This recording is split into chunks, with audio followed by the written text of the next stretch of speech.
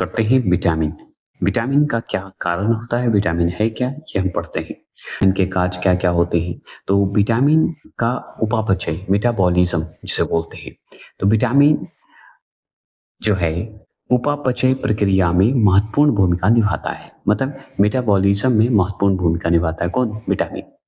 ये विभिन्न रोगों से शरीर की रक्षा करता है। जो भी हमारा जो रोग होता है शरीर में, उससे बचाने का काम करता है विटामिन, है ना? एक रक्षा कवच भी बोल सकते हैं हम। इसी तरह हम देखें तो जिसमें सबसे बड़ी बात कि बी और सी को छोड़कर सब जो है वसा में घुलनशील होता है। तो यही बात हम पढ़ने जा रहे हैं कि वसा में घुलनशील विटामिन का नाम अगर आपसे पूछ रहा है तो क्या बताना है, तो सुनिए। तो याद रखिएगा विटामिन ए। विटामिन ए जो है ये हमारा सबसे पहला है विटामिन ए, जिसका रासायनिक नाम अगर आपसे पूछे तो रेटिनॉल बता देना है। क्या बताना है? रेटिनॉल बता देना है। अगर पूछे कि स्रोत क्या है, आगे तो सबसे बड़ा सवाल कि वसा में घुलनशील होता है कौन? Vitamin A. बी और सी को छोड़कर सब होता है, तो याद रखिएगा। अब देखिए विटामिन ए का रासायनिक नाम रेटिनॉल हम समझ गए। इसके स्रोत पूछे तो कैरोटीन युक्त फल होते हैं, इसमें कैरोटीन युक्त फल रहेगा आपको। अगर पूछे यकृत, लीवर में विटामिन ए भंडारित रहता है, संग्रहित रहता है। तो कार्कीय पर प्रभाव जो पड़ता है, जो हमारे मतलब शरीर पर जो प्रभाव पड़ता है वो कहाँ-कहाँ पड़ता है? तो जैसे कि अगर मानिए विटामिन ए की कमी हो गई, तो हम समझ गए कि दृष्टि रंगों का संश्लेषण पे प्रभाव पड़ेगा, ये जान लीजिए। एपिथेलियम स्तरों की वृद्धि एवं विकास हो जाएगा, तो ये दिक्कत है। तो एक प्रभाव पड़ता है, अगर सही है तो अच्छा प्रभाव पड़ेगा। अगर मान लीजिए गलत विटामिन ए नहीं खाए, तो विटामिन ए अगर कमी हुई तो दिक्कत है। तो उसी तरह यहाँ पे कमी का भी दे दिया है। तो विटामिन ए की कमी से होने वाला प्रभाव, तो कॉर्निया जो हमारा आँख का जो दृष्टि का रतौंधी जो होता है, उसके आँख के प्रभाव को कॉर्निया को प्रभावित करता है। त्वचा के कोशिकाओं का विकास अवरुद्ध कर देता है, मतलब जो त्वचा है, स्किन है, करता है, मंद कर देता है। ये भी बात जान लीजिए। त्वचा को प्रभावित करता है, त्वचा स्किन को खराब कर देता है, ठीक नहीं होने देता है। तो ये सब विटामिन ए का है। अब इसी में विटामिन डी भी हमारा वसा में घुलनशील होता है। किसमें घुलनशील होता है? वसा में, फैट में। और याद रखिएगा अगर विटामिन डी का रासायनिक नाम पूछते तो कैल्सीफेरॉल बता देना है। क्या बताना है? कैल्सीफेरॉल बता देना है विटामिन डी का रासायनिक नाम। इसका स्रोत पूछे तो मक्खन से आपको मिलेगा, मतलब मक्खन से आप विटामिन डी ले सकते हैं। जैसे हम गाजर से लेते हैं विटामिन ए, इसमें गाजर नहीं देके कैरोटीन युक्त जितने भी फल हैं गाजर हो गए, आपकी लगभग विटामिन ए वाला गाजर, शकरकंद इस टाइप का हो जाएगा, ठीक है। तो विटामिन ए का असर पड़ता है। तो उसी तरह विटामिन डी में देखा जाए तो मक्खन खाइए। यकृत, यकृत में जाके सब लीवर में जाके भंडारित सभी जगह होता है। जितना विटामिन है लगभग यकृत में ही भंडारित होता है, संग्रहित होता है, क्योंकि पचाने की क्षमता यकृत को ही है ना, इसलिए। मछली का तेल बहुत ही है, विटामिन डी से ही मिलता है। मछली का तेल से ही विटामिन डी मिलता है। गुर्दा मतलब किडनी, किडनी में भी संग्रहित होता है ये विटामिन डी। गुर्दा, अंडे, ईस्ट सूर्य के प्रकाश द्वारा संश्लेषित होते हैं। तो विटामिन डी जो गुर्दा हमारा किडनी है उसको भी प्रभावित करता है, मतलब उससे भी हमारा स्रोत है, जुड़ा हुआ है विटामिन डी का। ठीक है, ये बात तो हम समझ गए। ये नहीं कि मतलब गुर्दा दे दिया तो गुर्दा खाने वाला चीज तो नहीं है, खाने वाला तो चीज नहीं है। मतलब कहने का मतलब वहां पे विटामिन डी का असर आपको दिखता है, ये कहने का मतलब। तो गलत असर नहीं लीजिएगा। अगर आपसे पूछे कि इसके कार्य जो कार्य होते हैं उसका प्रभाव क्या क्या हो सकता है, तो कैल्शियम और फास्फोरस का उपापचय होता है, मतलब मेटाबॉलिज्म होता है, जो कि हड्डी और दांत की वृद्धि करता है। तो कैल्शियम और फास्फोरस होता है, याद रखिए। तो विटामिन डी में कौन से होते हैं? तो कैल्शियम और फास्फोरस का होता है, और मेटाबॉलिज्म होता है, याद रखिएगा। और इसके कारण हड्डी और दांत में वृद्धि होती है। अब अगर मान लीजिए विटामिन डी की कमी हो जाए तो जानवे करते हैं आप सूखा रोग। सूखा रोग विटामिन डी की कमी से होता है। चलिए ये हो गए। अगर आपसे पूछेगा ऑस्टियोमेलासिया जिसे बोला है, सूखा रोग को ही बोला जाता है ऑस्टियोमेलासिया। और याद रखिए वयस्कों में जो होते हैं, रिकेटेस बच्चों में होता है, ये हम जानते हैं।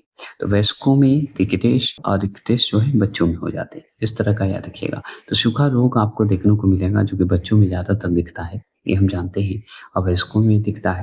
ऐसा नहीं है। रिकेट्स वाली बीमारी भी, ठीक है। तो चलिए ये होगा। अगर हम और बात करें विटामिन ई की बात करें, तो विटामिन ई का रासायनिक नाम अगर आपसे पूछेगा तो टोकोफेरॉल बता देना है। क्या बताइएगा? टोकोफेरॉल बता देना है। तो विटामिन ई का रासायनिक नाम टोकोफेरॉल। और याद रखिएगा, ये स्रोत पूछे विटामिन ए का तो तेल, गेहूं, अंडा का जर्दी और सोयाबीन इसके प्रमुख स्रोत हैं। किसके? विटामिन ई की। तो विटामिन ई अगर आपको ठीक करना है तो गेहूं के जर्दे खाइए, गेहूं खाइए, मतलब अंडे का जर्दी खाइए, गेहूं खाइए, तेल खाइए और सोयाबीन खाइए, ठीक हो जाएगा। अगर इससे पूछे कि भाई इसका कार्य जो प्रभाव होता है, जो कार्य में प्रभावित होता है, वो बताइए। तो देखिए, कोशिका कला की सुरक्षा करता है विटामिन ई के कारण, और जनन क्षमता में वृद्धि करता है विटामिन ई अगर है तो, और पेशियों की क्रियाशीलता बढ़ाता है विटामिन ई। जनन शक्ति, प्रतिरक्षा शक्ति, ये सब काम करता है। इसका रासायनिक नाम टोकोफेरॉल हो गया। अगर आपसे पूछे कि भाई इसके कमी क्या होती है, अब सोचिए, जनन क्षमता, प्रतिरक्षा क्षमता बढ़ाने की शक्ति रखता है, तो अगर उसी को प्रभावित करेगा, जनन क्षमता में कमी भी करेगी अगर विटामिन ई नहीं रहा तो। और एपिथेलियम जो होते हैं, एपिथेलियम कमजोर करता है, जो कि एपिथेलियम क्या था, किसका कार्य प्रभाव था? विटामिन ए का कार्य प्रभाव था। मतलब कहने का मतलब विटामिन ए का प्रभावी मतलब वृद्धि करता है, विकास करता है एपिथेलियम अगर है तो, है ना। जैसे देखिए, विटामिन यहाँ पे दिखा देता हूँ, नहीं तो कहिएगा। जैसे देखिए, एपिथेलियम स्तरों की वृद्धि करता है, विकास करता है विटामिन ए। और उसी तरह डी भी इसमें भूमिका निभाता है, लेकिन एपिथेलियम कमजोर कर देता है, मतलब विटामिन ए वाला चीज को प्रभाव कर देगा विटामिन ई अगर नहीं रहा तो। ये बचाता है विटामिन ए, एक दूसरे को रक्षा करता है। चलिए ये बात तो हो गए। और ये भी विटामिन ई भी वसा में घुलनशील होता है ना। विटामिन के का अगर रासायनिक नाम पूछे तो फिलो क्यू नोन बता देना है, फिलो क्यों नोन बता देना है। अब इसका अगर स्रोत पूछे, और ये याद रखिए विटामिन के जो है वसा में घुलनशील होता है, ये हम जानते हैं। तो याद रखिएगा, हरी पत्ती, अंडा, यकृत, टमाटर, गोभी, सोयाबीन, आंत के बैक्टीरियो में भी आपको विटामिन के दिखेगा। ये स्रोत है। आपसे पूछेगा यकृत में प्रोथ्रोम्बिन का जो है संश्लेषण होता है, और ये किसके कारण होता है? विटामिन के कारण होता है। तो याद रखना है, ये प्रभाविक है कार्य रूप से, कार्य की इसका भूमिका है, काम है, कर्तव्य है। अगर मान लीजिए कि अब पूछते विटामिन के की कमी से क्या होता है, तो हम जानते हैं कि अगर विटामिन के की कमी हो गई तो रक्त नहीं जमेगा, और रक्त नहीं जमा, रक्त का थक्का नहीं जमा चोट लगने पर, तो समझिए कि अधिक ब्लडिंग होने लगेगा, रुकेगा ही नहीं। तो ये क्यों होगा? क्योंकि विटामिन के की कमी होगा। अगर विटामिन के सही है तो आपका रक्त का थक्का रुक जाएगा, मतलब थक्का बन जाएगा, क्लियर, मतलब सुरक्षित हो जाएगा। तो ध्यान रखिएगा। तो ये हो गया हमारे विटामिन के, मतलब ए से लेके के तक में, जिसमें बी और सी को छोड़ देंगे। क्यों? क्योंकि इसलिए छोड़ देंगे क्योंकि इसमें बचा घुलनशील है, तो बी और सी जल में घुलनशील है, तो बी और सी का स्पेशल हम लोग पढ़ेंगे, क्योंकि यहाँ पे आपको दिखेगा। तो जल में घुलनशील विटामिन की अगर बात करें, वाटर सोल्यूबल विटामिन्स की बात करेंगे, तो चलिए विटामिन्स की बात करते हैं। तो इसमें भी वही पढ़ेंगे, स्रोत पढ़ेंगे, इसके कार्य प्रभाव पढ़ेंगे, जो कार्य करते हैं, कहाँ क्या इसमें होते हैं ये, और क्या कमी से होती है। तो सबसे पहली बात, जो वसा में तो जान गए। अब जल में घुलने वाला दो ही है विटामिन, जैसे बी और सी बोलते हैं, लेकिन B1, B2, B3, B4 इस तरह का करके विटामिन बटा हुआ है, B12 तक, और फिर सी है। तो इसी में पहला है विटामिन B1। तो विटामिन B1 जो है, उसका रासायनिक नाम अगर पूछे तो थायमीन बता देना है, जिसे हम थायमीन B1 भी बोलते हैं, याद करने के लिए, जो कि मैंने पहले वीडियो में बनाया है। तो विटामिन B1 को ही बोलते हैं, विटामिन B1 का रासायनिक नाम अगर पूछे या क्या बोलते हैं, तो थायमीन बोलते हैं। अब इसमें अनाज के माध्यम से आप विटामिन B1 लीजिए, फलिए, फल खाइए, सोयाबीन खाइए, अंडा, मांस, ये सब का जो है खाइएगा तो आपको विटामिन B1 मिलेगा, इससे फायदा होगी। इस B1 स्रोत में आपको विटामिन B1 दिखेगा। अगर पूछे इसका कार्य क्या है, तो देखिए, कार्बोहाइड्रेट एवं वसा उपापचय क्रिया के सह एंजाइम का घटक होता है। मतलब उपापचय मेटाबॉलिज्म में जो है क्रियाओं में काम देता है। सह एंजाइम्स घटक होते हैं, मतलब सपोर्ट करते हैं, याद रखिएगा एंजाइम में। तो कार्बोहाइड्रेट और वसा, ये याद रखिएगा, अगर आए तो विटामिन B1 टिक लगा दीजिएगा, क्योंकि इसके कार्य प्रभाव पूछेगा। तो अगर पूछे विटामिन B1 का कमी, से क्या होता है? तो हम बताएँगे वेरी, वेरी रोग हो जाता है। क्या होता है? वेरी, वेरी रोग होता है। ये सवाल तो हम समझ गए। इसी तरह आपसे पूछेगा विटामिन बी 2 का मतलब क्या होता है? तो विटामिन बी 2 का रासायनिक नाम अगर आपसे पूछे तो सबसे पहले जवाब देना है राइबोफ्लेविन बता देना है। तो विटामिन बी 1 का रासायनिक नाम राइबोफ्लेविन बता देना है। विटामिन बी 2 का रासायनिक नाम पूछे तो राइबोफ्लेविन बता देना है। अगर पनीर से आप विटामिन बी 2 ले सकते हैं, अंडा से विटामिन बी 2 ले सकते हैं, यीस्ट से विटामिन बी 2 ले सकते हैं, हरी पत्ती खाइए, दूध खाइए और लीवर में तो विटामिन होगा ही और मांस, ये सब से आप जो है विटामिन बी 2 का स्रोत आपको मिलेगा, विटामिन बी 2 का स्रोत है पाने का। और विटामिन बी 2 का अगर बात करें इसका प्रभावी कार्य रूप से अगर देखें तो उपापचय में, मेटाबॉलिज्म में महत्वपूर्ण सह एंजाइम्स जिसे हम एफ और एफ का घटक के रूप में हम इस्तेमाल करते हैं। किसका? बी 2 का इस्तेमाल करते हैं, कार्य करते हैं, क्रिया होती है, प्रभाव डालता है, ये कुछ भी बोल दीजिए, सवाल ऐसे ही पूछेगा।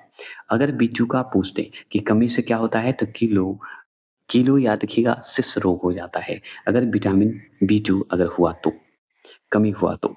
अगर इसी तरह चलते हैं विटामिन बी 3 की बात करते हैं, तो विटामिन बी 3 को हम 2 रूप से रासायनिक रूप से हम जानते हैं।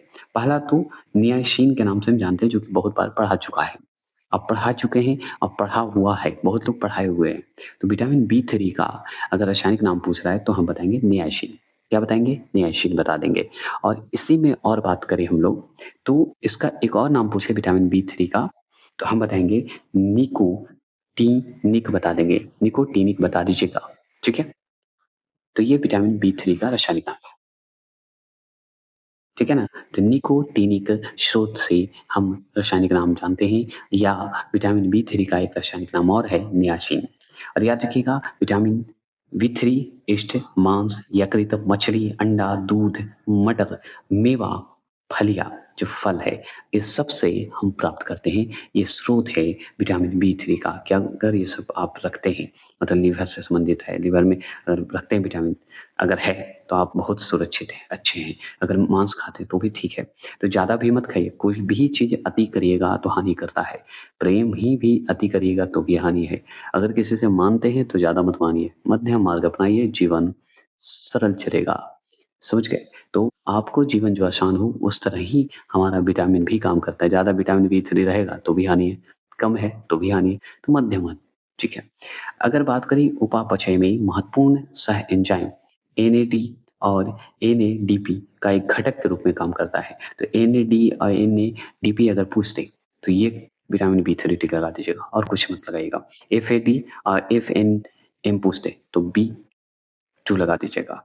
अगर पूछे तो पीलिया रोग, पेल पेलग्रा बोलते हैं, पेलग्रा रोग हो जाता है अगर बी 3 की कमी हो गई तो। इसी तरह बी 5 की बात करेंगे, विटामिन बी 5 की बात करेंगे तो विटामिन बी 5 का रासायनिक नाम अगर आपसे पूछे तो पेंटोथेनिक बता दीजिएगा। तो पेंटोथेनिक अम्ल के कारण विटामिन बी 5 जो है उसका रासायनिक नाम है। तो विटामिन बी 5 का रासायनिक नाम पेंटोथेनिक अम्ल है। आप इसे पेंटोथेनिक अम्ल विटामिन 5 ऐसे बोल दीजिए, याद रहेगा, भूलिएगा नहीं।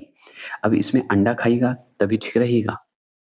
अंडा में विटामिन 5 मिलेगा। अंडा में बहुत कुछ मिलता है, विटामिन जितना बी है ना सब मिल जाएगा। यकृत, लीवर में तो भाई विटामिन है ही है, तो लीवर तो याद रखिए। मांस, दूध, टमाटर, मूँगफली, गन्ना ये सब में आपको विटामिन 5 मिलेगा।